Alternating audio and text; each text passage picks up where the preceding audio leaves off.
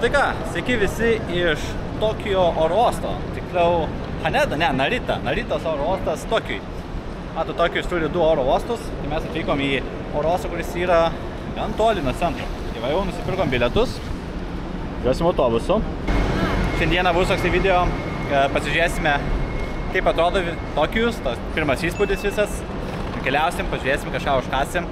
Laukia, žinokit, dabar 3-7 laipsniai ir bus dar daugiau, man atrodo, įpusėjus dienai bus beveik 40, o Seule, iš kur ką tik atvykome, buvo vos 24, tai toks šokas išėjus į lauką gavos žiaurus.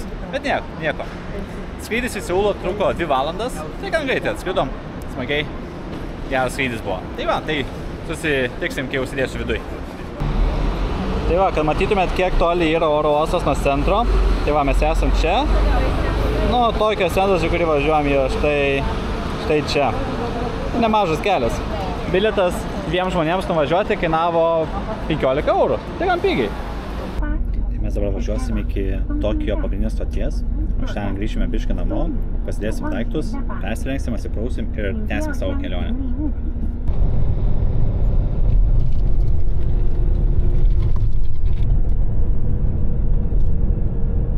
Nu va, ką tik atvažiavome į Tokijo stotį. Apsiniaukę, kai mes atskridom, tai saulė švietė, tai šiek tiek geriau, bet labai tvanku. Dabar judėsim link namų, pasidėsim savo bagažus ir tada judėsim į miestą. Važiuosim šiek tiek aplink savo rajoną, nelabai daug laiko turim, nes jau 3:30 yra.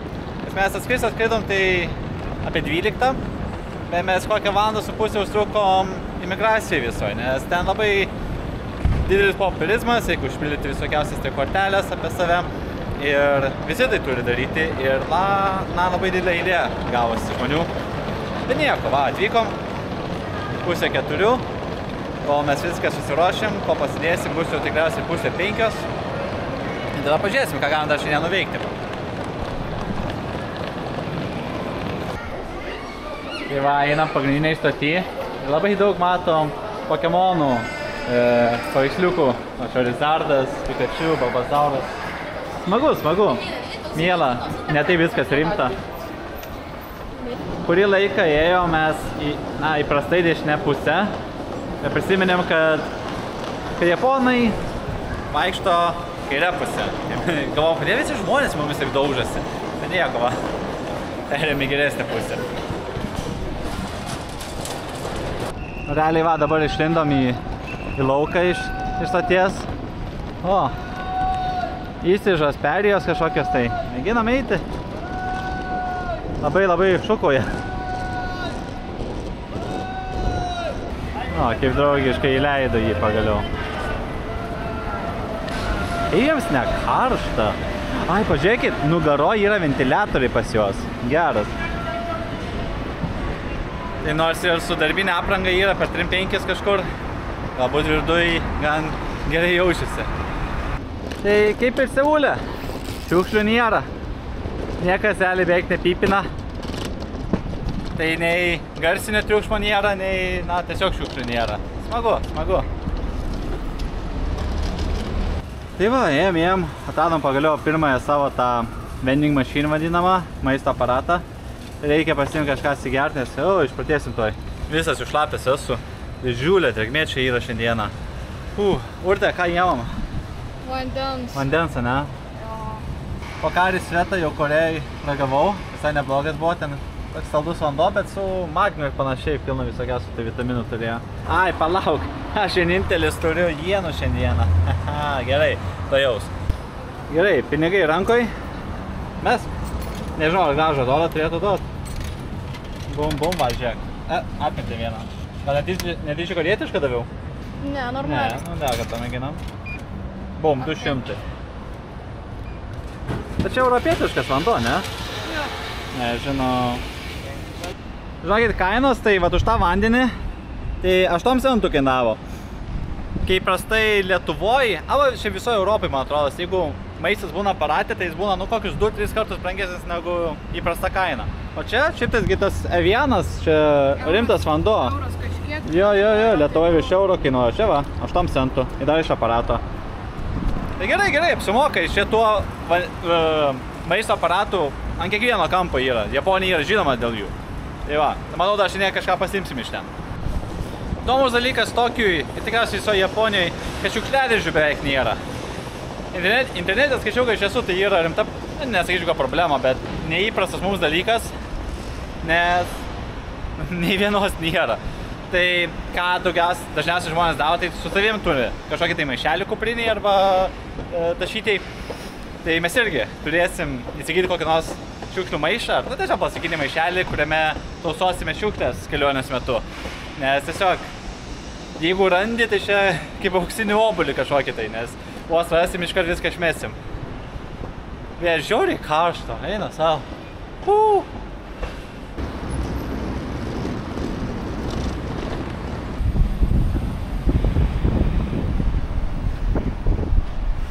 Ateitis jau čia.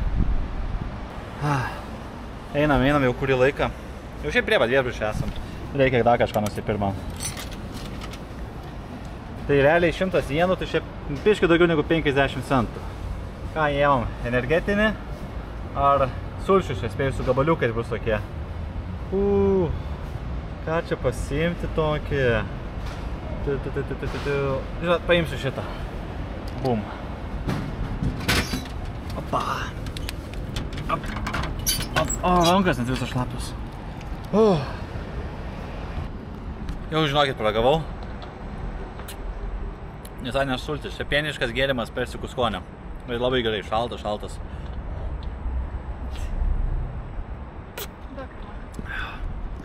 Visi šlapi esam, abudu. Viešbutis koks 100 metrų nuo čia. Einam namo jau. Va, pagaliau priėjom savo viešbutį. Nemažas. Apa. Šiaip man viešbučiai visiškai neaktualūs, man svarbiausia, kad būtų pigus ir geroj vietoj. Tai kad būtų tulikas. Šitas populiariausias kažkoksai brandas Japonijoje. Visur yra kiekvienam kvartale. Nu, žiūrim, ką Apos viešbutis gali pasiūlyti. Gavom kambarį 8 aukšte. Tamsu. Dėkim aparatą. Kambarys nedidelis. Ko norėt už tokią kainą. Tuoj patiksinsiu, kiek kainavo. Vaizdas. Vaizdas į kalinį kiemą. Oi, ne kiemas, ant gatvė pačioje. Ok. O, telekas yra. Galima užsisakyti kažkokio tai maisto. Vandens yra. Yra veidrodis, sveiki. O kas gero tualetė? Opa, nėra tualetė. Opa. Yra vonė. Yra tulikas, bet neišmanus. Nieko įdomaus. Maniau bus japoniškas, išmanusis tulikas. Ką padarys? Šiaip dar pažiūrėjęs, ko čia yra, tai žiūrėkit. Šlepetės visokios. Kokia minkšta lova. Minkšta lova? Labai. Ginam, oi, plėnas mato. Lovos testas. Rimtais kokia minkšta. Siena tik neminkšta, vos su gavo nesiknasuoja. Šiaip nebloga vieta. Tai žiauriai karšta, reikia kondicionierių jungti. Palaukit. Kur kondicionierius? Ai, čia kondicionierius. Tai neblogai. Tai viena problema. Tai ką prisiminiau. Mes nepasiėmėm adapterių savo elektros kištukams, nes japonai naudoja štai va tokius. Kas iš? Wow, kas išmanėjo į lovą. Žiūrėk, bed. Off, max. Jo, reikia jungti lovą visų pirma prieš ją naudojant. Nes šeši oro kondiskai yra. Ir pasižiūrėjau kitą pusę tulikę. Visgi, mes turime išmanųjį tuliką. Pažiūrėkime, kaip čia veikia. Tai va mūsų švarus tulikas. Pakelkim viską, kad galėtume pamatyti. Tai paspaudžiam Tai tau purkš viską. tokį, on. Kur nieks nevyksta. Gal tokį. Nieks nevyksta. Gali būt, kai jis reaguoja į atsisėdimą. Ką taip atvažiavo šitą mygtuką, pradėjo vykti, aš atžiūrėk, išlindau. Žiūrėjau, čia kaip koks ateivis. Gerai, tai kažkas vyksta. Paspauskam šitą mygtuką. Nieks nevyksta. Niekas nevyksta. Ne. Atgal sukišau, ne, palauk. Nesuprantu, neveikia. Nu va, išėjom iš savo viešbučio, išėjai iškart yra mums parduotuvė. Žiūrėkit, nusipirkau tokią Coca-Cola. Nu, viduje tai atrodo įprastai, čia Coca-Cola plus. Tai paragausim, tai pažiūrėsim, ko skirias.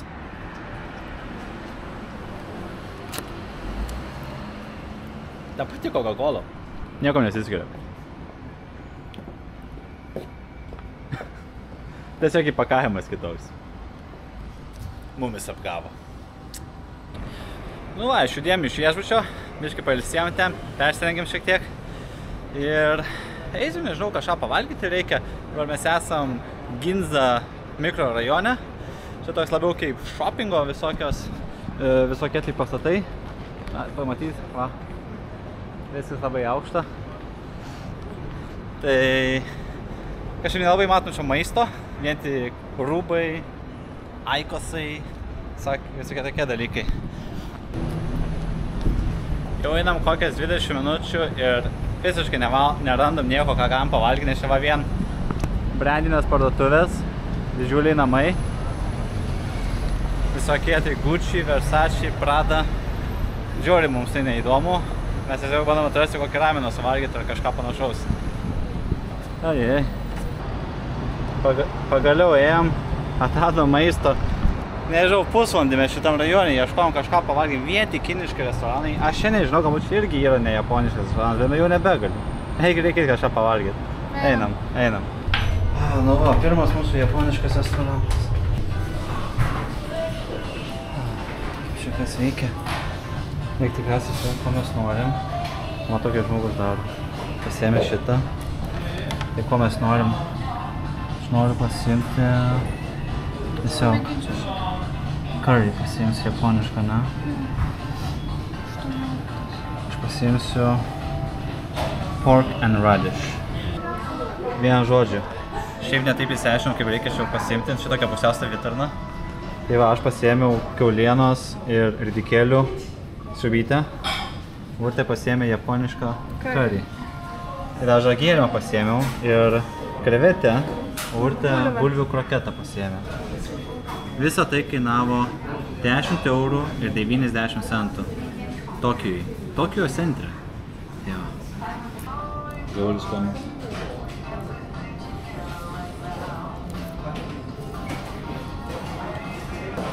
Ja. Aš čia turim biškį sojos. Įsipilkim. Užpyliau? Užpyliau? Negali būti. Ir turim, žinom, turim čili, kaip čia gal, kaip čia veikia. Pasiaiškinkim biškį.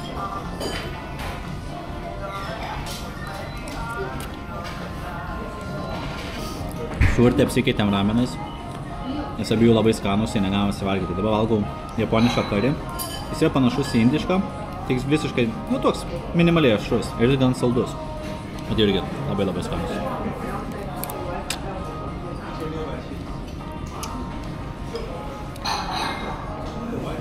Nemoku normaliai ramenų valgyti.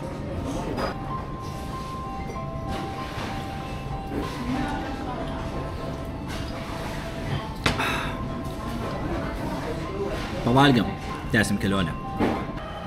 Nu vieną žodžią. Kol valgiam, jau ir sutemo. Žiūrėk, kaip tamsu.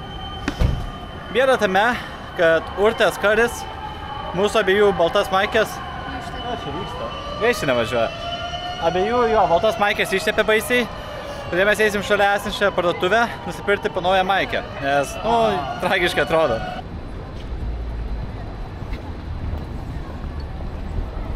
Į kažkokią gatvę, kur vien tik restoranai. Gaila, kad jau pavalgėm, nors nu negaila, nes labai skaniai pavalgėm. Šiandien filmavau, bet kainos, žinokit, žiauriai mažos. Ten matėm vienoj vieteliai, kur šefas prieš akis padaro. Tie sašimiai, kaip jie, tie sušiai, kur nėra rolai, kur ant viršaus žuvis uždėta. 10 eurų už 11 gabaliukų plus sriuba. 10 eurų. Čia 2 žmonės laisvai pavalgytų šviežių sušių. Eina sau. Tokios kainos var. Bet gal pigu dėl to, kad čia traukinių stotis šalia. Nežinau. Tai Tai va tokios kainos dabar yra dėl infliacijos Tokijui. Eina savo. Nu tai va, ir galiausiai priėjom prie objekto, su kurio užbaigsim šio vakaro vaikščiojimą Tokijui. Na, bent jau šitą vlogą visą. Tai Tokijo Toweris, Tokijo bokštas. Labai panašus į Eifelio bokštą, tik tai jis kitokių spalvų. Nežinau, kaip per kamerą atrodo. Kamera tiesiog mažiukas atrodo, bet šiaip tai realybėje tikrai didelis. Fotosesija prieki. Jo, pažiūrėkit. Jo, prieki fotosesija, vestuvės kažkokios vyksta. Kaip čia mums praeit, kai nesutrūžysiems. Kaip gražiai atrodo, ne? Mes irgi va prieisim, nusifotkinsim kartu. Praėjom į kitą pusę, kad netrukdyti jiems tą gražią nuotrauką pasidaryti. Va, mes iš šono biškai paeisim. Pop, atsiveria ir mums jisai bokštas Tokijo. Šiaip tai mano žiniomis eina užsikelti viršų. Ten tokia kaip apžvalgos bokštelis viršų yra. Bet tokią valandą dabar jau yra 10:11, man atrodos. Tokią valandą jau nekelia. Bent jau taip Google Maps'e buvo parašyta. Nu va, ir atėjom prie Tokio Towerio. Nu, visai nemažas, sakyčiau. Toks kaip Eifelio bokštas, tai kad raudonas. Ir manau, kad šią vlogą ir baigsim. Mažai šiaip šiandien ką pamatėm. Didžiąją dalį šiek tiek oro uoste praleidom, bet nieko. Užaskaniai pavalgėm. Va, iki čia atėjom vieno pagrindinio tokio objekto. Tokijui. Tai susitiksim kitą savaitę, kur jau normaliai mes keliausime po Tokijų, o dar vėliau jau ir kitus Japonijos miestus. Tai nepamirškite subinti kanalo, palaikinti video, gal kažką pakomentuoti ir susimatysim kitą savaitę. Iki! Visgi video nesibaigė. Tai čia po keletas valandų, va, vidurnaktis, nuėjome 7-Eleven naktipiečio. Tai va, pasiėmėm onigiri su tunu ir majonezu. Pogi va, pasiėmėm ryžių tokį paplotėlį. Pasiėmėm ryžių kažkokį blyną su pupelėm, jo. Tada pasiėmėm kažkokį lašišų pyragą. Tada iš tiesų desertą, tai aš pasiėmiau mošį su pupelėm viduj. Viskas pupelės, vien pupelės, bezdėsim kaip reikiant. Ir pasiėmė urtę tiesiog keksą. Atsigert, paprastą kažkokį limonadą su citrinom bei pomidorų sultis. Ai. Tai to paragausim, ką čia turim. Per visą dieną pralkom, kažkaip reikia prieš miegą dar šiek tiek pavalgyti mums. Nu tai va, ragavom tą ryžių tokį paplotėlį. Aš nežinau, kaip jis vadinasi šitas. Čia ne onigiri, čia kažkas kitoks. Bet turėtų būti lašiša, jeigu neklystu. Taip. Pažiūrėkit vidų. Žuvytė čia. Labai sotus, žinokite, ryžių patiekalai pas japonus, pas koriečius. Skanu. Kaip tavo onigiris? Labai skanus. Na, o dabar metas paragauti šitą va tokią ryžių pyragėlį. Nežinau, žodis pyragėlis tinkamas. Na, bet suprantat, ką turiu omeny. Su lašiša.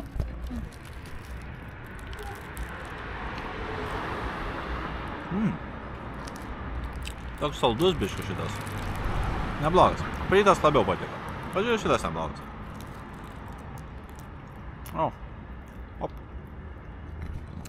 O ką jūs valgot? Aš nesuprantu, žinok, dar ką valgau. Čia su pupelėm atseit. Bet šį ryžiai. Jo, ryžiai. Parodyk į kamerą, kas viduj. Nelabai smagu. Jo, švietimas prastas. Bet realiai supratau, kad jie nelabai kur deda druską. Tiek Korėjoj, tiek čia kažkaip mažai druskos. Tiesa, maistas visiškai yra nesūrus čia. Visiškai. Bet skanus. Nu ir metas pietus, naktipičius užbaigti desertuku. Tai čia yra ryžių, jis iš ryžių daromas, ne? Mošis. Ryžių pasta kažkokia ten. Nežinau, žinok. Ne, man atrodo, jis tikrai yra iš ryžių daromas. Toks desertukas, su viduj turėtų būti pupelių kažkoksai džemas. Nu, tai mėginam.